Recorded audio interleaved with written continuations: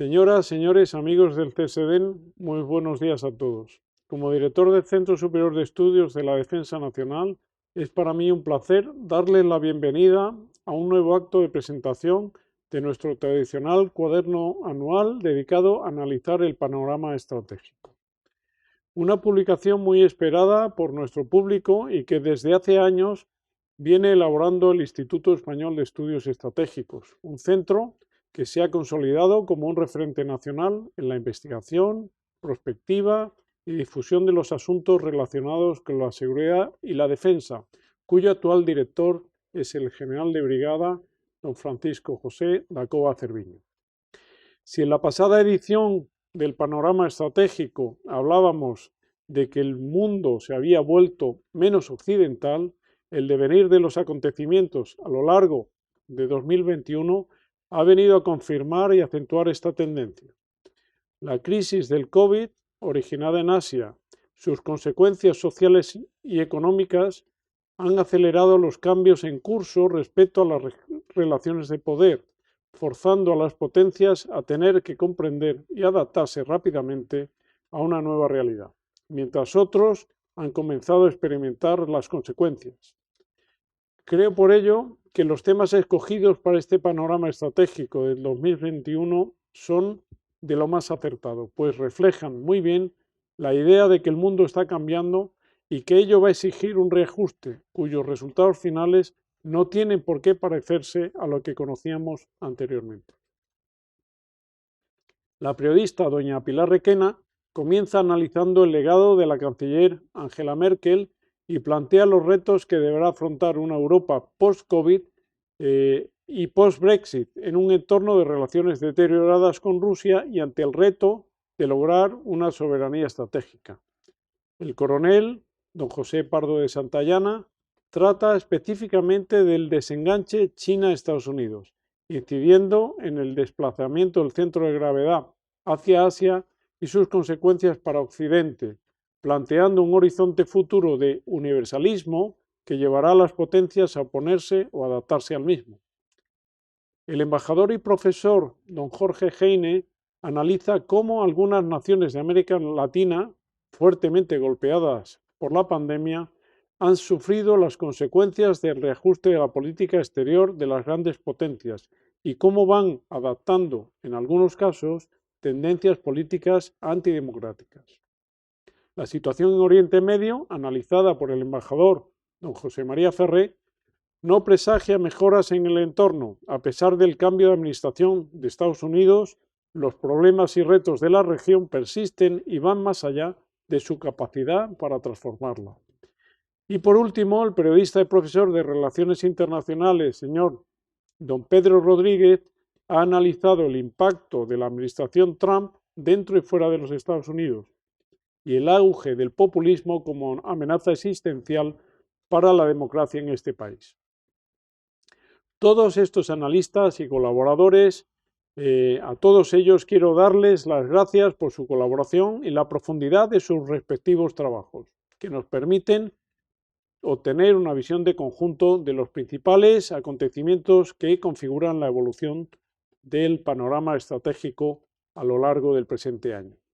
Quiero además reconocer muy especialmente la inestimable labor del periodista y profesor don Felipe Sagún, coordinador de esta publicación y quien abre la misma con una brillante introducción.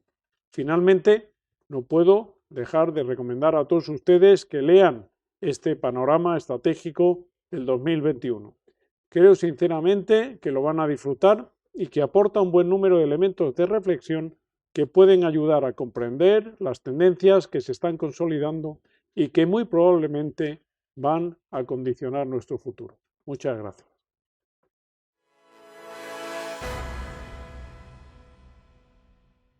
Saludos desde Madrid y bienvenidos a la presentación de una nueva edición de Panorama Estratégico.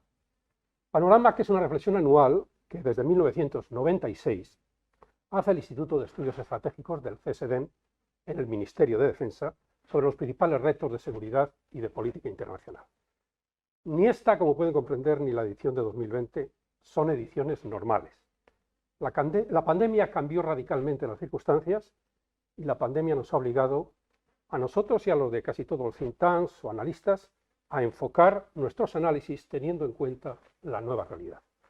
El panorama estratégico de 2021 está estructurado, como todos los anteriores normalmente, en 5 grandes capítulos. A veces son capítulos la mayor parte regionales, a veces introducimos algún capítulo funcional, como el de la tecnología del año pasado. Sus autores este año son 2 profesores de Relaciones Internacionales, periodistas y excorresponsales, respectivamente en Alemania, Pilar Requena, en Estados Unidos, Pedro Rodríguez, 2 embajadores, el chileno Jorge Heine y el español José María Ferré, y el coronel José María Pardo de Santayana, coordinador del grupo, un militar destinado durante años en China, en Rusia, autor de numerosos trabajos que muchos de ustedes lo habrán seguido en este instituto. Pues bien, según el World Economics Outlook del Fondo Monetario Internacional, en abril, la economía mundial, que en octubre del 19 se preveía que iba a crecer en 2020 casi un 3,5%, cayó, se desplomó un 7%. Una pérdida de más de 10 puntos que han sufrido con mucha más fuerza las regiones más pobres del planeta. Los cambios de ciclo en la historia suelen coincidir con grandes guerras y a veces con grandes revoluciones. De 2020 a 2021 puede haber sido una excepción, o como muchos temen, solamente un anticipo de tensiones más profundas que irán manifestándose con mayor o menor fuerza en los próximos años. La pandemia más destructiva del último siglo y la derrota de Donald Trump en las presidenciales de Estados Unidos han provocado, por un lado, la crisis más grave de la democracia estadounidense desde la Guerra Civil y, por otro, la recesión más profunda que ha vivido el planeta desde 1929.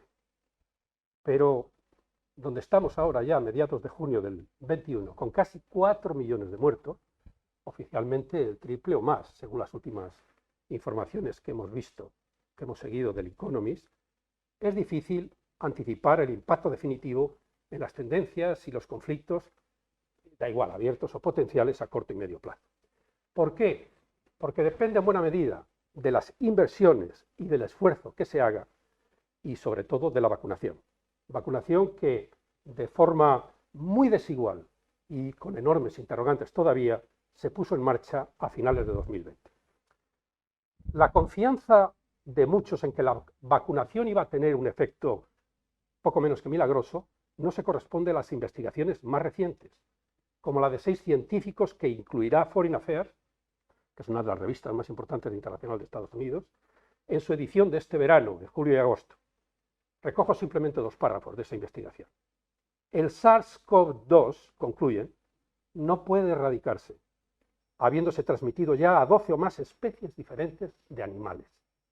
En los humanos la inmunidad global de rebaño, que hace tiempo se vendió como una especie de panacea o solución definitiva, es prácticamente imposible, porque en muchos países no hay vacunas suficientes y porque donde las hay, muchos se niegan a vacunarse. Y terminan.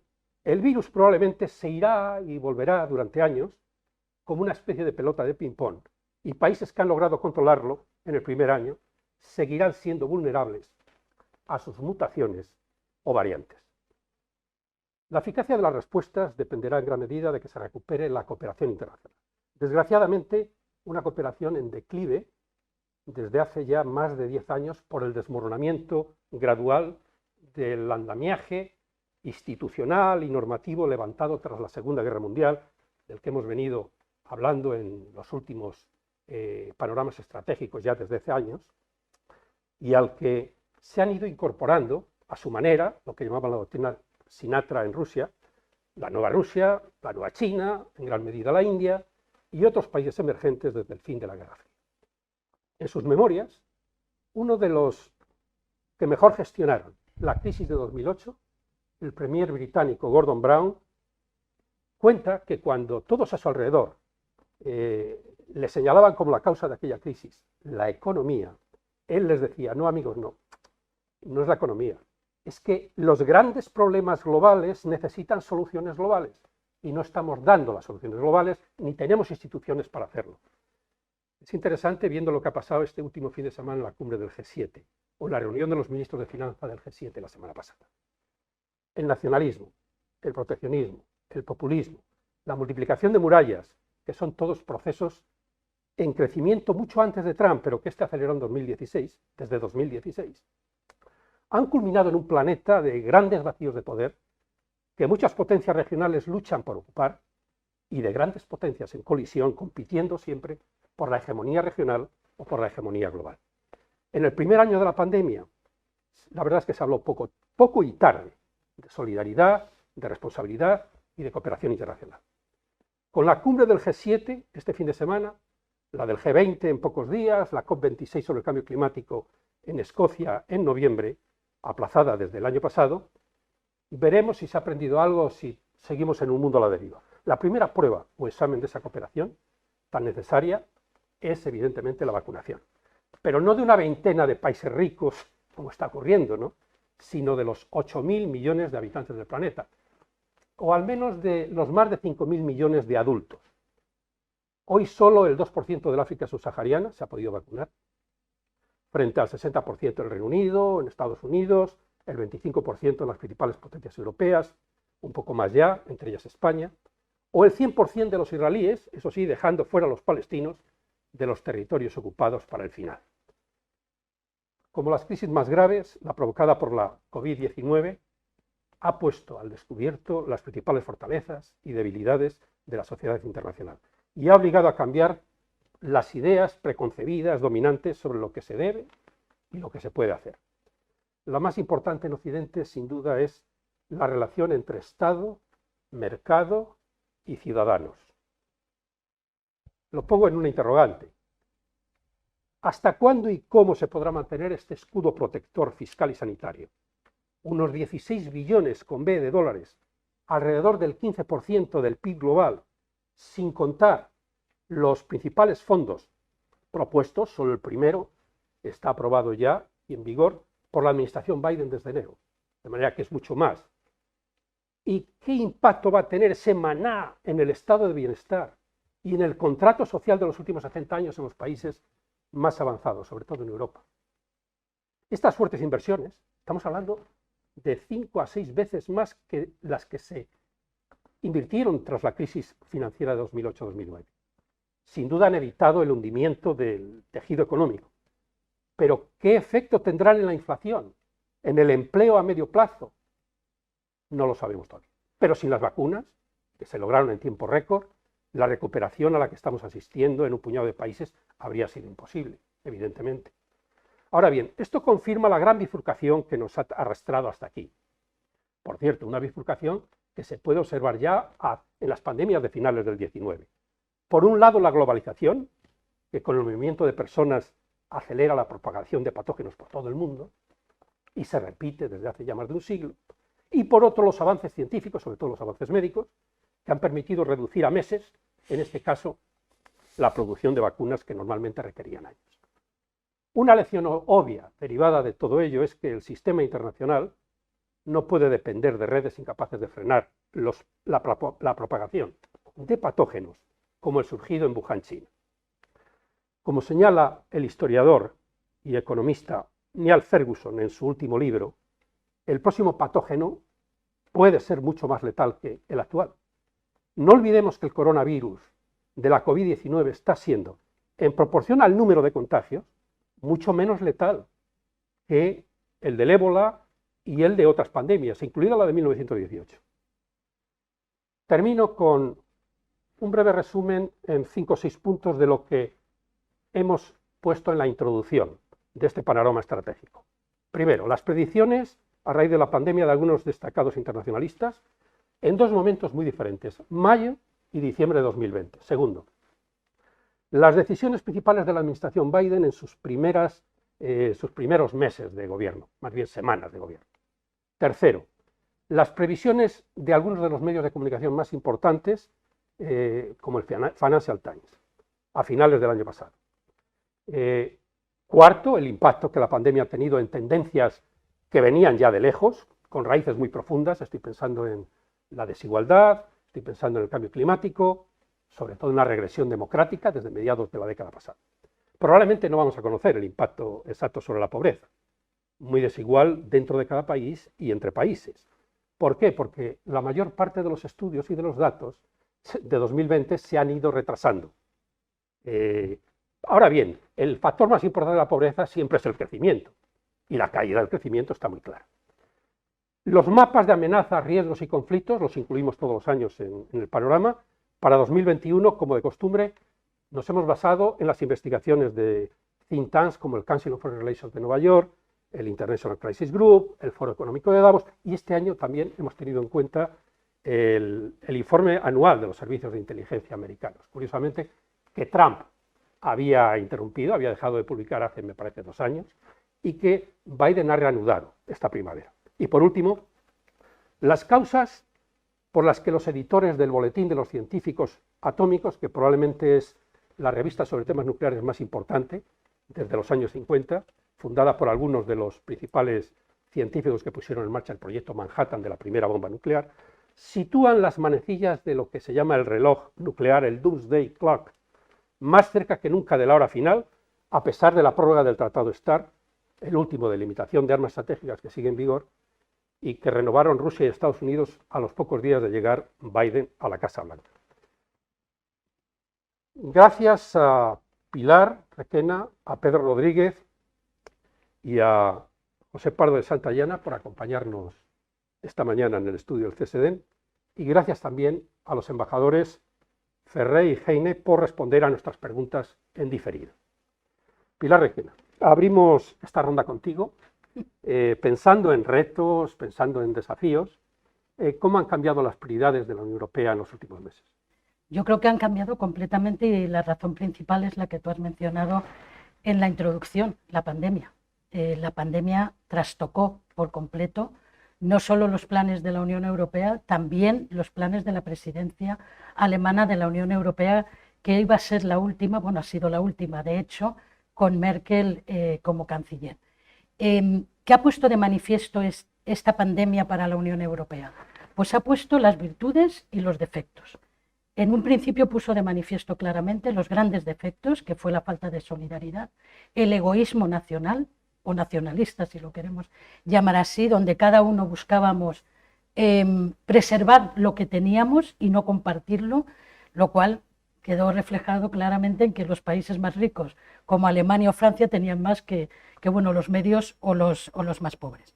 Pero es cierto que aprendimos una lección muy importante, que probablemente, y esperemos en positivo, que marque el futuro de la Unión Europea, que fue la solidaridad. Alemania rompió el tabú de la mutualización de la deuda, aunque Merkel ha insistido en que solo es para esta ocasión, pero ahí está, se ha dado ese paso adelante, y eso ha sido lo que ha posibilitado que entremos en un periodo de recuperación. Unos países mejor, otros países peor, pero todos poquito a poco, y además todos ayudándonos unos a otros. ¿Cuáles son los retos y los desafíos en estos momentos? El primero tiene que ver con la pandemia. ¿Va a ser suficiente la ayuda que se decidió en la cumbre del Consejo Europeo de julio para sacar adelante a todos los países europeos de la crisis? Lo vamos a ver, pero desde luego va a ayudar. Va a suponer también, si todos hacen sus deberes, un cambio de paradigma económico para muchos países, entre ellos el nuestro. Y luego vamos a tener como grandes retos la Europa verde y la Europa de la digitalización. Y también está sobre la mesa el debate sobre la soberanía o autonomía estratégica de Europa, que va a ser decisiva para la política exterior europea. Gracias, Pilar. José Pardo de Santayana, ¿qué consecuencias estratégicas está teniendo ya esta crisis y el conflicto que viene de más atrás, evidentemente, y que según la mayoría de los autores nos va a ocupar todo lo que resta de siglo entre Estados Unidos y China en el sistema internacional? Bueno, estamos siendo testigos de que la crisis en la relación entre China y Estados Unidos está afectando al sistema internacional. Pero a mí me parece que es más conveniente invertir los términos e interpretar que es la crisis del sistema internacional lo que está produciendo la crisis entre China y Estados Unidos. Sabemos que hasta hace muy pocos años en Washington se pensaba que al final China tendría que converger hacia el sistema internacional y que se tendría que asociar a los valores del sistema y por tanto al sistema liberal democrático. Hemos visto que China, y cuando digo China me refiero al Partido Comunista, ha tomado la decisión de que China se modernice de forma distinta y por tanto no siga el mismo modelo de occidentalización, en el proceso de modernización que han seguido las demás naciones asiáticas y en general el mundo. Y al hacer esto, la corriente histórica en la que estábamos inmersos se ha detenido. Por tanto, el mundo no está avanzando en esa dirección que parecía que era, de alguna forma, no solo inevitable, sino además deseable. Pues bien, en el mismo momento en que China ha decidido no seguir estos principios, no adherirse al modelo liberal democrático, tenemos en el futuro dos potentes tendencias. Lógicamente el futuro es incierto, pero la estrategia se diseña desde la visualización de estas tendencias. La tendencia es, por un lado, la que se conoce como la trampa de Tucídides y, por tanto, la tendencia de China a superar como potencia a los Estados Unidos, primero igualarla y luego incluso tiene el potencial de llegar a superar a Estados Unidos, y en segundo lugar, el desplazamiento del centro de gravedad de la actividad humana desde Occidente hacia Asia. En este contexto, pues podemos hablar de una revolución del sistema internacional. Podemos incluso pensar que estamos siendo testigos de lo que podría ser el final de una larga era histórica en la que Occidente ha liderado la historia y en el que el mundo se ha ido globalizando y mientras se globalizaba se estaba occidentalizando. Este es, por tanto, el contexto internacional en el que, lógicamente, Estados Unidos, la potencia dominante, ve con preocupación esta situación y se plantea un poco cuál es la estrategia que hay que hacer en este contexto. Y nosotros, los occidentales, somos universalistas y, por tanto, convencidos de que los valores que Occidente propone son valores que son válidos para el mundo en su conjunto. China, desde luego, no lo ve así, tampoco lo ve así Rusia, y este es la crisis del sistema internacional al que pues, se está buscando una respuesta. Pedro Rodríguez, la derrota de Trump fue o se recibió como un gran alivio por parte de los principales aliados de Estados Unidos en noviembre. Pero ¿cómo transformó el expresidente Trump la política de su país? Bueno, yo con gran dolor de mi corazón digo que Trump ha hecho a Estados Unidos irreconocible. Y lo ha hecho en política internacional. Ha habido momentos en estos 4 años en los que la política exterior de Estados Unidos era difícil de distinguir de la de Rusia o la de China. Siempre hablamos de la política internacional como un balance entre valores e intereses, y en la ecuación durante la época de Trump clarísimamente los valores han desaparecido. Todo ha sido un guiño, una connivencia con el auge autoritario alrededor del mundo. En la gestión de la pandemia, que es un tema recurrente en todos nuestros análisis, la gestión inicial de la pandemia fue realmente, vamos a decir, irracional o por lo menos no acorde a un país como Estados Unidos, que, bueno, en su historial tiene, pues tú lo has citado antes, el proyecto Manhattan, el proyecto Apolo, la vacuna contra la polio, donde han demostrado pues, una capacidad de gestión ante retos tecnológicos o sanitarios muy importante. Y vimos cómo la pandemia se politizó por parte de la administración Trump. Y esas consecuencias siguen ocurriendo, siguen sufriéndose hasta nuestros días. El uso de medidas preventivas, el uso de cuarentenas, el uso de la mascarilla, incluso la vacuna, cuando finalmente ha aparecido, Trump ha conseguido que todas estas herramientas se hayan politizado. Y ahora uno de los grandes obstáculos que tiene Estados Unidos es llegar a la inmunidad de grupo, con la ironía de que tienen suficientes vacunas para conseguirlo, pero no suficiente gente dispuesta a vacunarse. Muchos temen que esto sea... Perdona, el tercer elemento de absoluta desfiguración, por supuesto, es la política doméstica y el asalto al Capitolio. El 6 de enero para mí es un momento que, aunque los republicanos quieran olvidar y no quieran investigar y no quieran dirimir culpas, pero me parece un momento en ese leitmotiv que decíamos de Estados Unidos como país irreconocible. El asalto al Capitolio supone la culminación de este deterioro tan preocupante de las instituciones y de la política en Estados Unidos. Me imagino que para la mayor parte de los gobiernos lo que pasa en 2022 y en 2024 es casi más importante que la situación que estamos viendo ahora, porque eso queda siempre pensando en el movimiento que lleva a la Casa Blanca Trump. ¿Tenemos datos suficientes ya para poder medir la proyección real del trumpismo? La desconfianza de los aliados de Estados Unidos con respecto a qué va a pasar en Estados Unidos, a mí me parece que está muy justificada. Trump se ha consolidado como la fuerza más importante dentro del Partido Republicano. Sigue manteniendo un control absoluto en el Partido Republicano. Los republicanos han tenido algunas posibilidades de cortar amarras y las han desaprovechado, empezando por el segundo impeachment. Y vemos cómo el Partido Republicano sigue pendiente de Trump. Los apoyos que pueda dar Trump a determinados políticos de cara a las próximas elecciones son fundamentales. Lo que diga Trump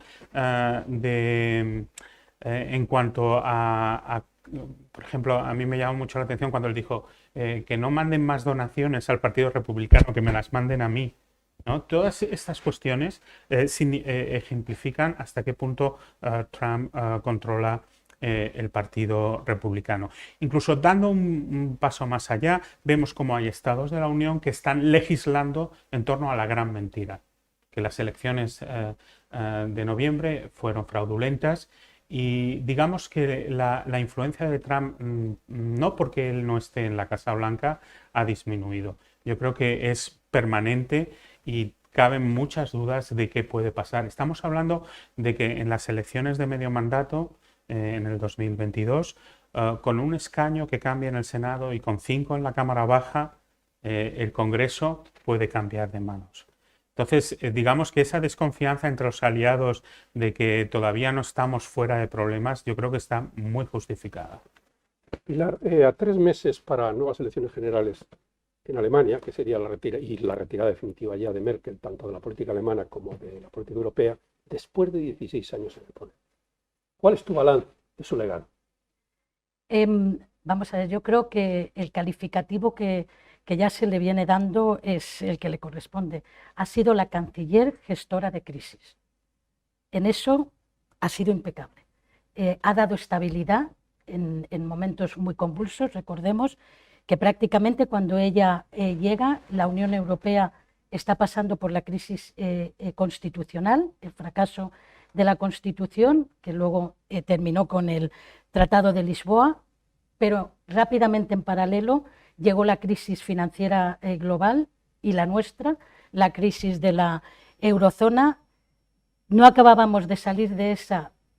Unos dicen que ella creó, otros que solucionó la crisis de los refugiados, y para terminar nos hemos encontrado, cuando todavía todas esas no estaban completamente resueltas, la crisis por la pandemia. Ella ha sido el factor de estabilidad, ha sido también, de alguna manera, le pasó el testigo Obama cuando vio que había ganado Trump en Estados Unidos, le pasó el testigo como la líder de los valores de Occidente, y como la líder de Occidente yo creo que lo ha sabido ejercer. Pero hay un pero, y un pero importante, no solo para Alemania, sino también para la Unión Europea. Ha sido pragmática, es cierto, ha dado estabilidad, es cierto, ha defendido los valores occidentales, es cierto, pero no ha arriesgado. No ha arriesgado, no ha habido reformas. Digamos que ha mantenido de alguna manera la estabilidad en la parálisis. No podemos decir ha sido una gran visionaria, ha sido una gran creadora de reformas. Ha cambiado completamente la Unión. No, quizá ha impedido que la Unión se rompa. También es cierto que durante una temporada, sobre todo con Sarkozy, y anteriormente no ha tenido un acompañamiento por parte de Francia. El eje franco-alemán no funcionaba. Alemania es una potencia reticente a ejercer sola el poder, entre otras cosas porque conoce lo que puede pasar, conoce su pasado, y ahora es cuando el eje franco-alemán ha vuelto a funcionar, sobre todo a raíz de la pandemia. Te iba a preguntar, a raíz precisamente de esas premisas que acabas de apuntar, si se puede esperar un cambio del rol o del compromiso de Alemania en la Unión Europea sin Merkel. Vamos a ver, hay que tener muy claro en Alemania que la política exterior, lo que son los puntos de anclaje fundamentales en la política exterior alemana, nunca cambian. el compromiso con las relaciones transatlánticas, el compromiso con Europa, está fuera de toda duda. Los alemanes, aunque en algún momento, bueno, pase lo que pase o parece que se muestran reticentes, saben que la salvación de Alemania después de la Segunda Guerra Mundial y del terrible holocausto fue la Unión Europea, fue Europa, fue esa creación de la integración europea. Y ahí se han anclado para no volver a repetir errores del pasado y para demostrar que, bueno, que eso queda atrás, aunque no hay que olvidarlo. Eso va a seguir ahí. El compromiso con la Unión Europea está fuera de toda duda. Luego pueden cambiar, a lo mejor en algún momento, determinadas políticas, pero también está claro que por mucho que hemos criticado a Alemania cuando el tema de la eurozona, tal, ella nunca ha dejado caer a la Unión Europea, tengámoslo en cuenta. En esta crisis se sabía que la mutualización de la deuda probablemente era la única salida.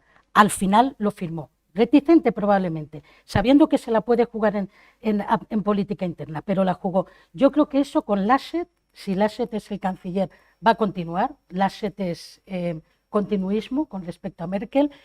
Va a cambiar alguna cosa porque probablemente sí que nos encaminamos a una coalición verdinegra.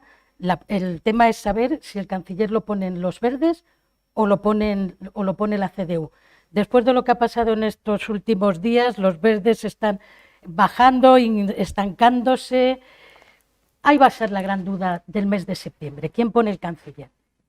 Sí que va a marcar, si es verdinegra, en política europea va a haber mucha más tendencia a la Europa verde, la Europa de la digitalización. Lo tiene claro la CDU, pero todavía lo tienen más claro los verdes.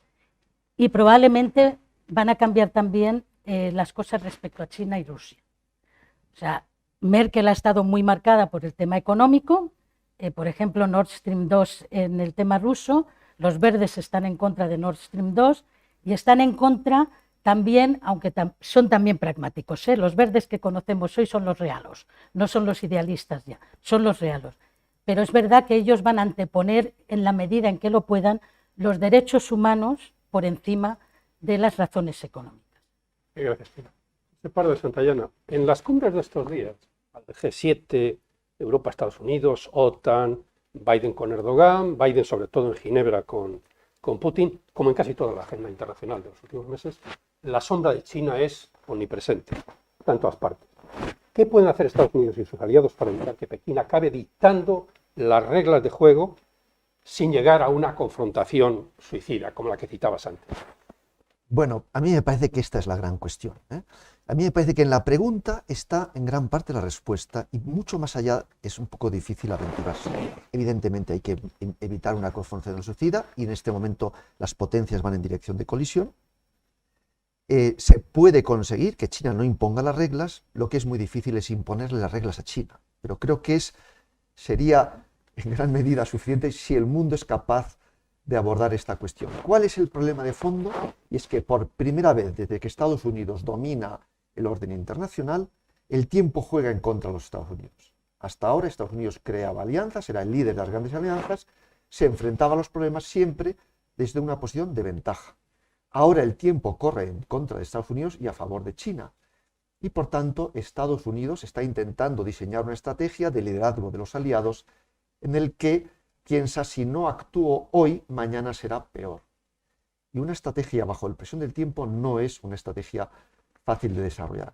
Por tanto, en este momento lo que vemos es que Estados Unidos está intentando liderar una especie de gran frente democrático para aislar ya no solo a China, sino a China y a Rusia, a las potencias autoritarias. Pero esta estrategia tiene, en mi opinión, dos pegas graves. Voy a empezar por la segunda. La segunda es que las potencias democráticas asiáticas no quieren ese modelo porque tendrían que sacrificar su desarrollo económico. Pensemos, por ejemplo, en Corea del Sur, un aliado estrecho de Estados Unidos, que comercia el doble con China que con Estados Unidos. Cualquier modelo de guerra económico-tecnológica le obligaría a Corea del Sur a renunciar a su desarrollo de cara al futuro. Luego tenemos la primera pega y es que las potencias asiáticas no son muy partidarias y son en este momento las principales en este modelo de estrategia. Y el segundo es que es un modelo peligroso, un modelo de confrontación puro, es peligroso y además esta guerra lógicamente iría al ámbito económico-tecnológico, que ya de alguna manera estamos en ello. Y si Si pensamos en una guerra de modelo económico-tecnológico, como ya decía Clausewitz, estas guerras tienden a magnificar la confrontación y no va a haber concesiones económico-tecnológicas, y el mundo actual necesita que los problemas globales, pensemos en el cambio climático, se aborden desde una óptica de la colaboración. Difícilmente en ese contexto China o Rusia van a hacer concesiones necesarias para avanzar en el ámbito del cambio climático si estamos en un contexto de guerra económico-tecnológica, donde China va a dar prioridad, por supuesto, a ganar esa guerra económico-tecnológica, a ganar la guerra de innovación, sin hacer otras concesiones que las que le convengan a China por razones no tanto de cambio climático, sino de medio ambiente en el que vive esa propia sociedad. Y por tanto, yo creo que Graham Allison da algunas claves, aunque es una estrategia muy complicada, en el que dice hay que buscar algún modelo de entendimiento sobre unas bases mínimas que sean aceptables entre Estados Unidos y China, que son insatisfactorias para ambas partes, pero unas mínimas, donde haya un elemento de coexistencia, aunque al mismo tiempo haya elementos de rivalidad.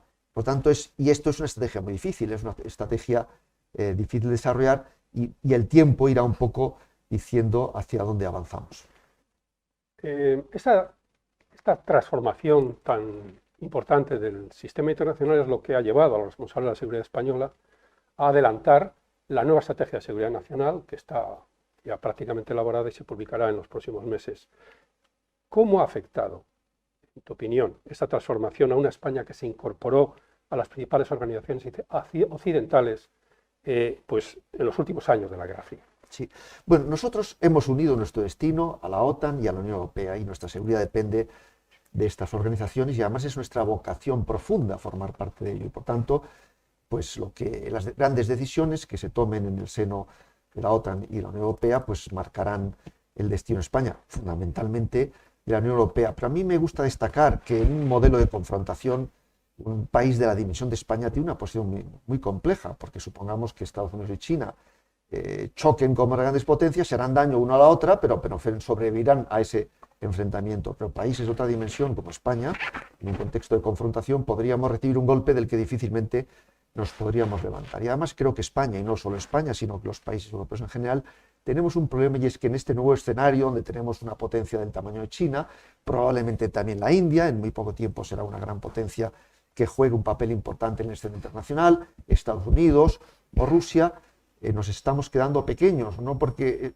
disminuyamos en tamaño, sino porque nos enfrentamos a un escenario internacional con potencias de grandes dimensiones.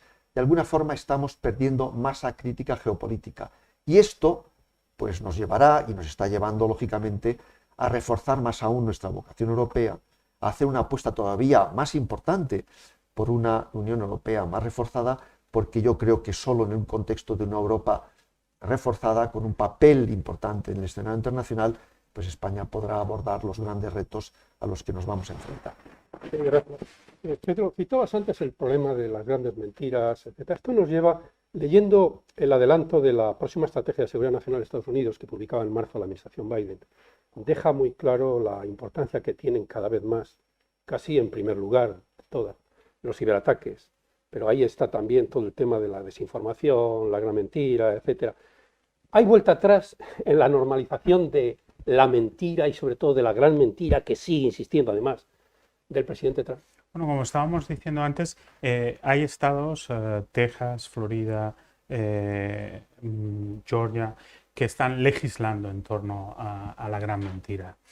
El problema es que Estados Unidos sufre una crisis epistemológica, además de todas las demás crisis, la política, la cultural, la económica, la sanitaria, por supuesto.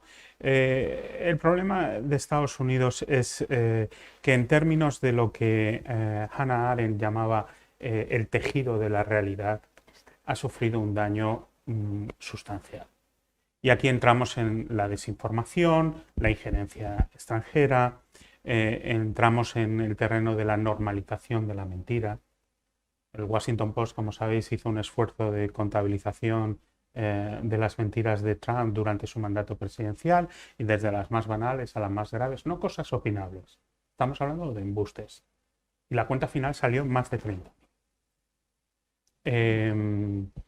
¿Cuál es el problema de esto? No es que haya gente que se crea se crea las mentiras de Trump.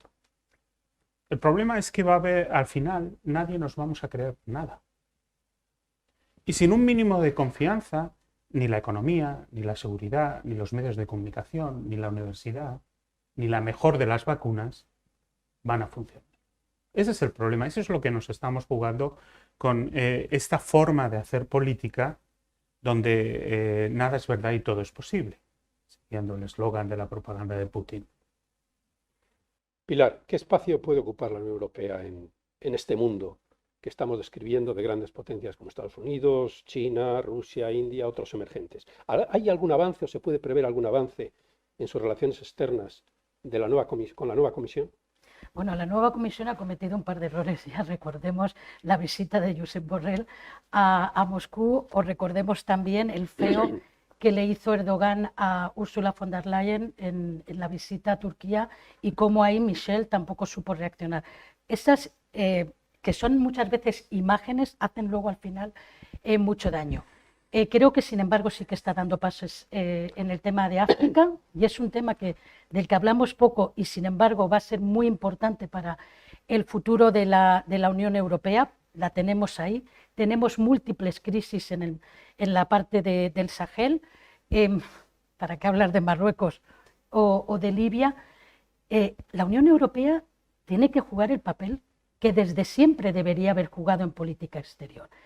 Ser el contrapoder de los poderes, ser el defensor de los valores occidentales en ese mundo cada vez más convulso en el que nos movemos, con una Rusia y China que se saltan los derechos humanos, y no solo Rusia y China, sino también algunos países de la Unión Europea.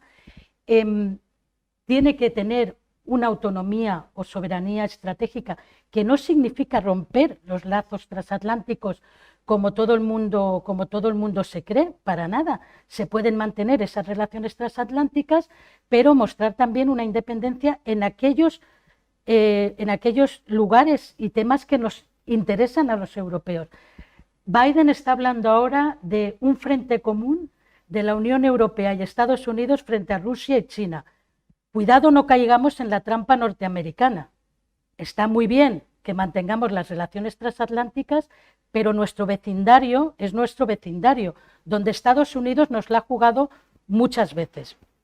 A España con Marruecos, sin ir más lejos, Libia, primaveras árabes, Turquía, Ucrania. Si empezamos a hablar de todos los temas en los que nosotros debemos jugar una independencia y una soberanía estratégica, y decir sí, pero con China, evidentemente, yo creo que sí que vamos en el mismo barco, pero cuidado con que Estados Unidos juegue también todos sus intereses económicos y nosotros perdamos los nuestros.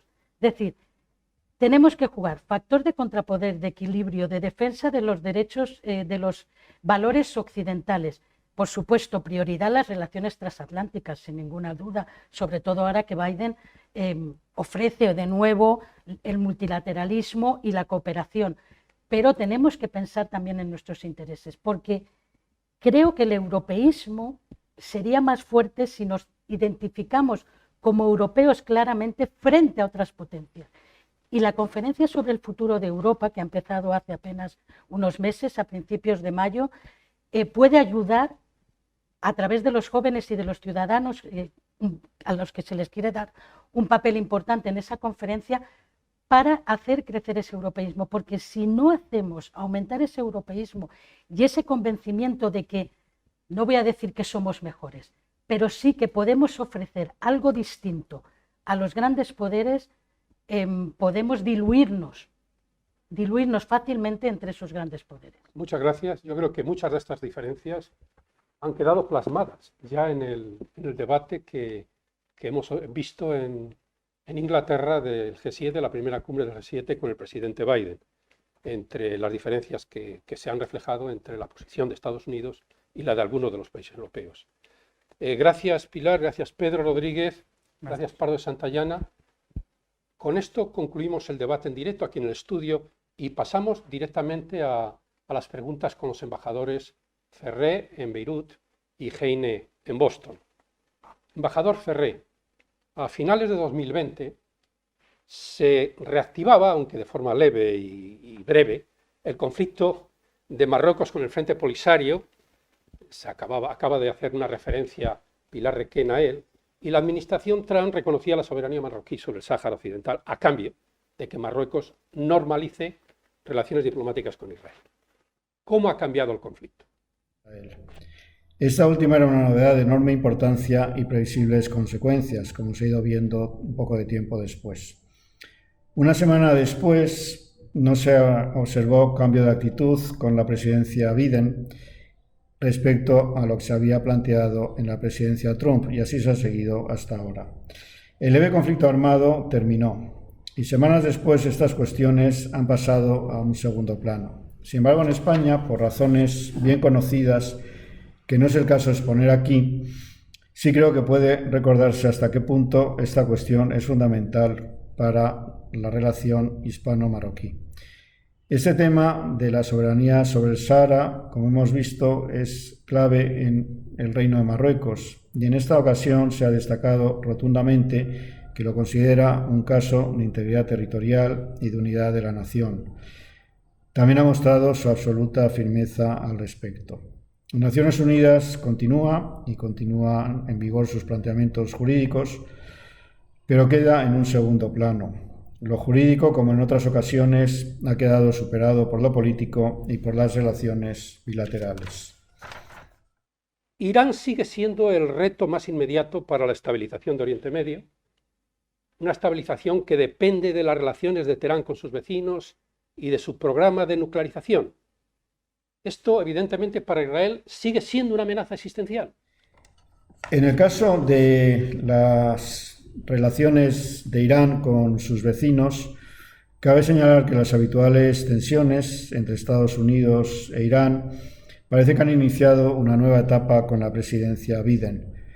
No se observa nada concreto aún, pero hay la impresión de que existe cierta voluntad de mejorar y de superar algunos de los escollos. Hay que esperar a las elecciones presidenciales iraníes, que se celebrarán en breve, aunque en ellas no parece que vaya a haber ninguna sorpresa. De todos modos, hasta que no se celebren, no se podrán hacer públicos avances o situaciones que hayan podido evolucionar. A falta de informaciones muy precisas de las negociaciones que tienen lugar en Viena, se observan algunos movimientos como los que ha hecho Arabia Saudí para reducir la tensión en la zona, y también algunos otros. Aún así sigue sin las diferencias, como hemos visto, con Hamás en Israel o con la firmeza de Hezbollah en el Líbano. En Irak la inestabilidad se mantiene, y en Siria la fortaleza del régimen baasista no ha conseguido controlar todo el territorio, pero sí la mayor parte de él. Continúan también los brotes yihadistas. Estados Unidos mantiene menos tensión con Irán, pero continúa la firmeza que tiene Israel con la República Islámica. Demasiadas incógnitas aún no despejadas que impiden ser plenamente optimista mientras no se observen unos resultados concretos. El secretario de Estado Blinken dijo recientemente que lo que hacía falta era un larger and stronger nuclear deal with Iran. Ello permitiría reducir la actividad desestabilizadora de Irán en la región, que es lo que Estados Unidos, Israel y otros países intentan evitar. La gran influencia que ha adquirido Irán en los territorios que hay hacia el mar Mediterráneo y su presencia a través de milicias que apoya y que mantienen un control territorial y también una enorme influencia política. La situación económica de Irán también es otra variable importante y en parte se debe a las sanciones de Estados Unidos. Es una situación cada vez más difícil y ahí seguramente Irán podría encontrar una vía para superar algunos de los inevitables problemas internos después de la pandemia y después de la crisis económica. Embajador, ¿qué importancia da el último enfrentamiento en mayo entre Israel y los palestinos en Gaza? El cuarto ya desde 2006, provocado por nuevos intentos de expropiación de viviendas de palestinos en Jerusalén Oriental. No es la primera vez que se producen este tipo de situaciones en que las autoridades israelíes buscan expropiar o hacerse con viviendas o terrenos de los palestinos con diversos títulos jurídicos o no tan jurídicos.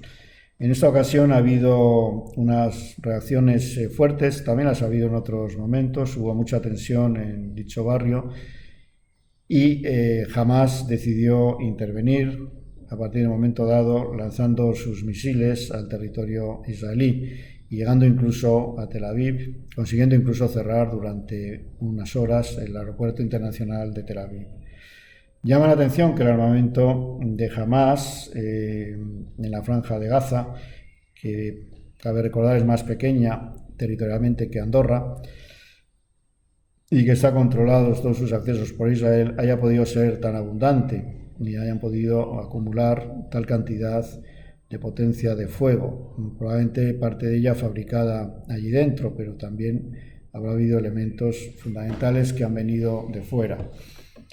El conflicto no ha desbordado su teatro inicial y tampoco parece haber perjudicado el acercamiento de Israel a diversos países árabes. Irán tampoco fue más allá de las habituales declaraciones duras contra el Estado de Israel, incluso su derecho a existir. La alianza entre Hamás y Hezbollah, recordada hace unos meses, no fue más allá de las palabras, aunque Nasrallah señaló como una línea roja el que no admitiría ningún daño a los lugares santos, musulmanes o cristianos de Jerusalén. Si se hubiera producido ese daño, la amenaza de Hezbollah de atacar a Israel con un armamento más sofisticado del que tiene Hamás podría haber sido realidad o no. Ha habido ya muchas amenazas de este tipo, pero ciertamente es mejor no seguir jugando con fuego. Se consiguió reducir la tensión en este nuevo conflicto de una nueva fase de la guerra asimétrica que hay allí, pero la cuestión política sigue pendiente y la nueva etapa que se ha abierto con las relaciones más amplias de Israel con el mundo árabe no sabemos todavía cómo va a terminar. Esta situación coincidió con la inestabilidad política en Israel en cuanto a la formación del gobierno y la elección de su primer ministro y también con la suspensión de las elecciones generales en Palestina. Las últimas elecciones fueron en 2006, hace ya 15 años, y no se han vuelto a realizar en buena parte por los temores que hay sobre qué resultado se tendría. Quizás ello dio fuerza a Hamás en un conflicto en el que la violencia no ha servido a los palestinos en ningún momento. Gracias. Y de Oriente Medio pasamos ya a Latinoamérica con el embajador Jorge Heine, desde Boston. A una América Latina que, según la CEPAL, atraviesa en el último año la crisis más grave, dice, en 120 años. ¿Por qué? Lo dice por una razón muy sencilla. América Latina el año 2020 tuvo la mayor caída en el producto que ha tenido en muchísimo tiempo, algunos dicen desde la Gran Depresión, una caída cercana al 8%, 7.7% del PIB, dicen algunos. El ingreso per cápita en la región hoy día está a niveles de lo que era el año 2010, o sea, se ha retrocedido una década en materia de avance y progreso económico. El nivel de pobreza en la región está al nivel del año 2006. Según las últimas cifras, alrededor de la tercera parte de la población de América Latina hoy día vive bajo el nivel de pobreza. Lo que se ha señalado es que América Latina podría estar en vísperas de una segunda década perdida. La primera década perdida, por supuesto, fue la década de los 80, en que América Latina enfrentó la crisis de la deuda y tuvo una regresión mayor. La noción de que en un periodo de 35 o 40 años la región pueda nuevamente tener otra década perdida es naturalmente algo que nos sacude a todos. ¿Qué esperanza de avance, de progreso, de futuro puede tener una región con 650 millones de habitantes que cada 30 o 40 años da un salto hacia atrás de 10 años? Lo que ocurrió fue que la crisis de la pandemia impactó en América Latina en un momento realmente muy difícil, ¿Por qué digo esto? Porque precisamente era después de 5 años, desde el 2015 hasta el 2019, que América Latina había estado en una tasa de crecimiento muy lenta, 0,1, 0,2%, impactada por la caída de los precios de los recursos naturales, que habían sido algo que había impactado tanto a la región en años anteriores. Y la caída de los precios de los commodities de estos recursos naturales tuvo un efecto devastador en la región. En ese sentido, lo que ocurrió con la pandemia fue una especie de detonante que no hizo sino aumentar y empeorar la situación existente. ¿Cómo se puede explicar que la pandemia haya golpeado con más fuerza a América Latina que a cualquier otra región del mundo en el último año? En ese panorama, cabe notar que al terminar el año 2020, estábamos hablando de una cifra cercana al 500.000 de muertos en la región. Hoy día, la región ha superado el 1.000.000 de muertos. América Latina hoy día es zona cero de la pandemia. Hay un gran interés y mucha cobertura noticiosa de la situación en India, que es una situación muy difícil. Yo fui embajador en India, conozco bien a ese gran país y sin duda que lo que está ocurriendo en India es terrible. Pero en términos per cápita, la incidencia de mortalidad, y también de acuerdo a las cifras oficiales, en términos absolutos, la mortalidad debido al COVID-19 en América Latina ha sido mucho peor que en India. Se estima que 9 de cada 10 de los países con mayor incidencia de mortalidad per cápita en el mundo están en la región. Sabemos desde luego que la situación en países como Brasil y como México ha sido particularmente crítica, pero en general el virus ha hecho de las suyas en prácticamente todos los países y muy pocos de ellos se han salvado. Esto es cierto para países grandes, para países chicos, para países más desarrollados, para países menos desarrollados. Y uno tiene que preguntarse, ¿a qué se debe esta situación?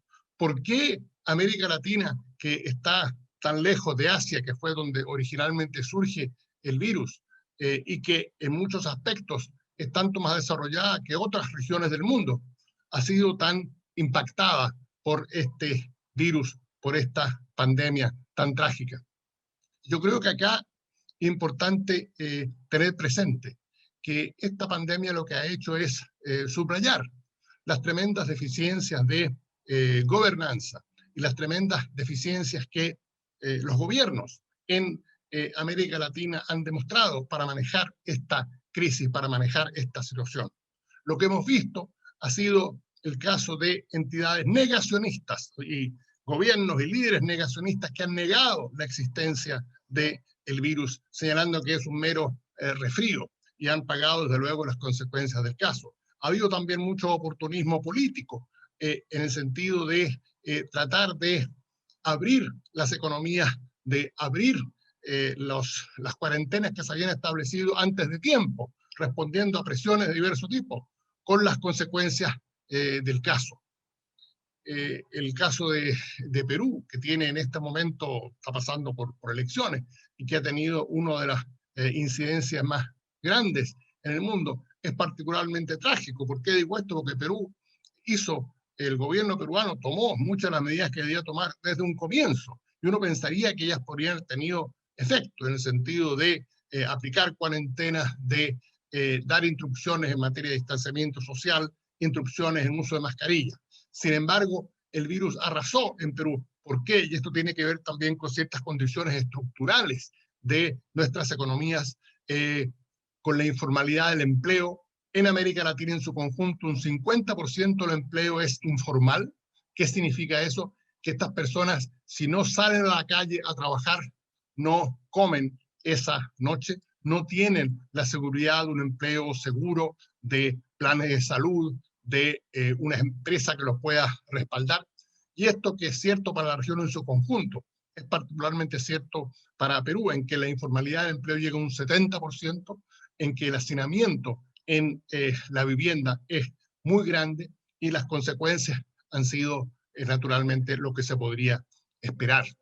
En ese sentido, la situación ha sido, como digo, en prácticamente toda la región muy crítica y muy difícil.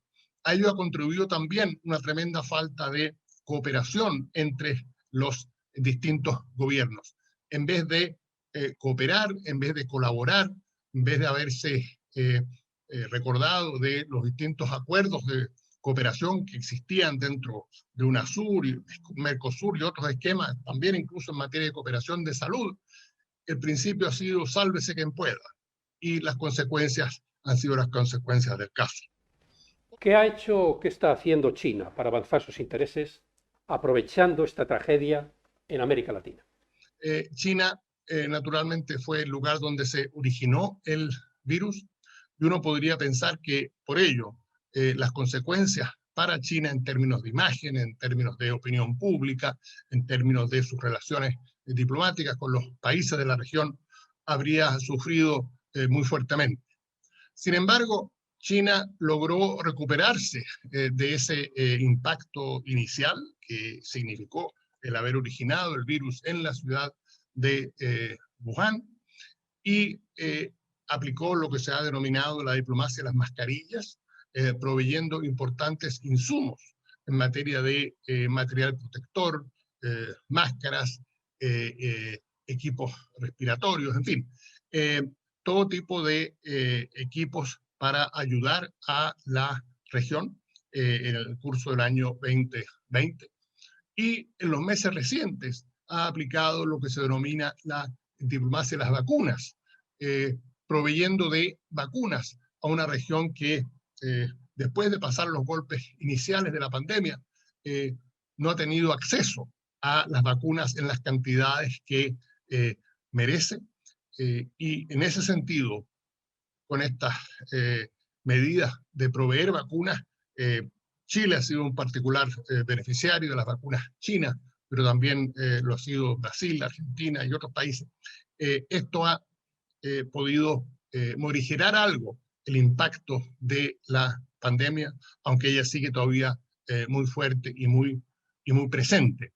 En todo caso, la diplomacia de las vacunas chinas ha venido a subrayar el tema de la competencia estratégica que se está dando hoy día en América Latina entre China y Estados Unidos, debido a las tensiones entre ambos países que llevaron incluso al cierre del consulado de China en Houston y luego el cierre del consulado de Estados Unidos en Chengdu. En respuesta a ello,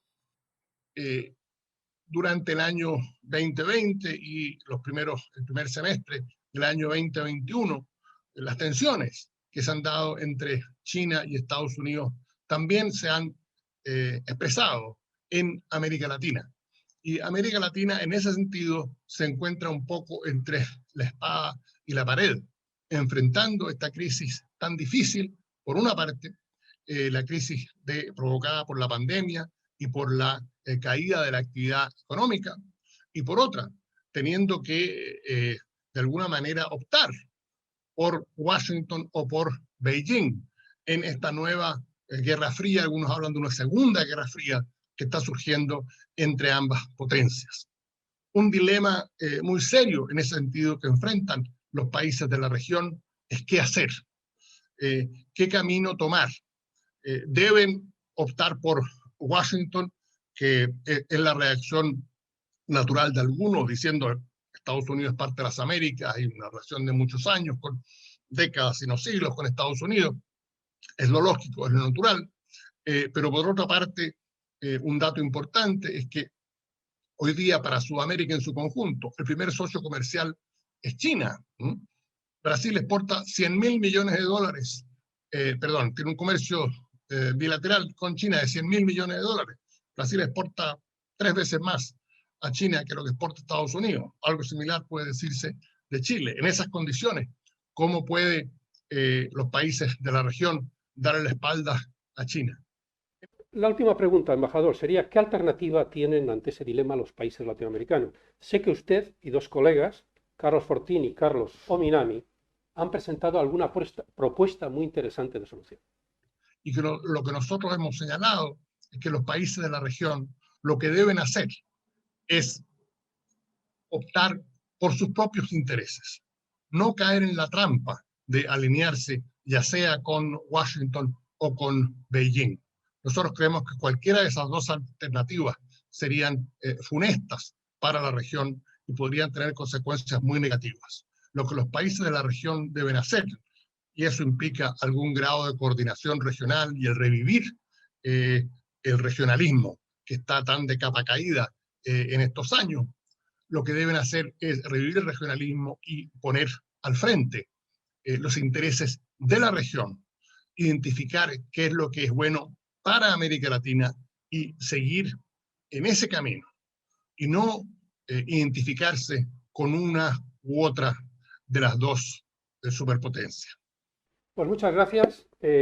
Abrimos esta presentación del Panorama Estratégico 2021 con la pandemia, con el problema de China, el enfrentamiento de Estados Unidos y el resto de los aliados occidentales con China. Con ellos la cerramos también, aunque desde la perspectiva latinoamericana, que siempre será una perspectiva también española. Muchas gracias a todos y saludos de nuevo desde Madrid.